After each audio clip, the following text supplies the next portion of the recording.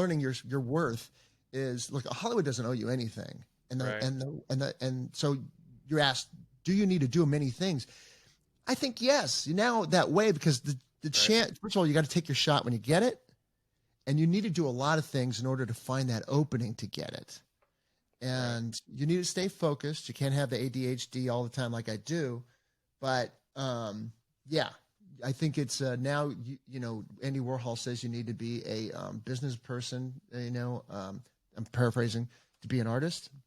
I truly think that's true. I really believe that's true. So that's kind of like my story, and how I handled things. Right. Well, yeah. With these days in the creator economy, I think it does go a little bit more hand in hand, where you build an audience and then you find a way to sell merch or have sponsored posts or whatever the case may be. Which I haven't decided yet how much that's really going to affect the art. Because if the artist is beholden to their audience, then they're going to create things that the audience loves, opposed to only creating things that they want to see, and just be more prolific with their art. But it's interesting how you talked about being in your 20s, because I have a joke with friends that we always say, like, you end up being around like 35 when you've gathered enough information in your life that you can actually look back and be like, okay, how the fuck did I get here?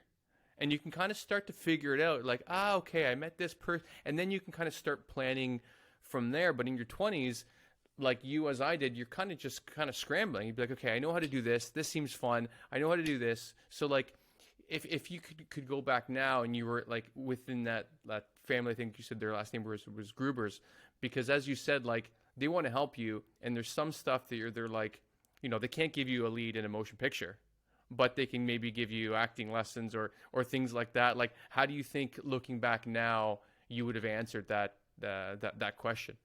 Well, first of all, what I've done was slow the fuck down, and like Yeah, ain't think, that the truth? Really,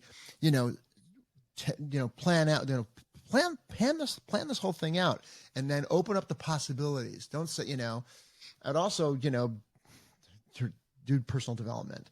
But what would I have done? I would have said, you sit there and say, well, what path do I really want to take? Get clear, and be a kid in a candy shop, because you're just like, well, I don't know if I deserve that. That's a big thing when you're in your 20s, at least it was for me.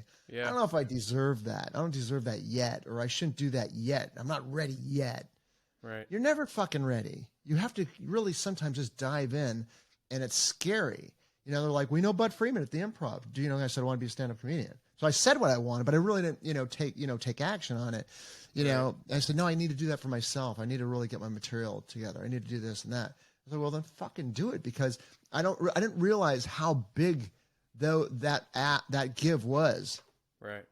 He was in the that year he was in Time magazine or People magazine for the most powerful man in Hollywood. And I'm thinking back now, and I was like, I was watching those credits and that's why I brought it up to you and the movie of my friend. And I'm thinking, I'm the number one actor in Hollywood, the number one now filmmaker in Hollywood, the number one producer in Hollywood. I mean, you could say Paul Thomas Anderson is like maybe number 3 next to like Tarantino as those young actors in the 90s, and then Brad Pitt, and we're hanging out, and he, what's funny about that Less Than Zero movie, he was a fanboy. He's like, hey, you want to meet Robert Downey Jr.? Because he was in the movie. Right. Like, we were shooting nights, we're walking up this driveway in Benedict Canyon, and he goes, there he is, and he gets out, he just wakes up, it's like 5 o'clock at night, and he's got his cigarette, but no, there's no light. He's like, anybody got a light for my cigarette? And he like sits down in his trailer, on the stairs, and he talks to us. He was a really cool guy. Andrew McCarthy, not so much. But anyways, I digress. So, Right.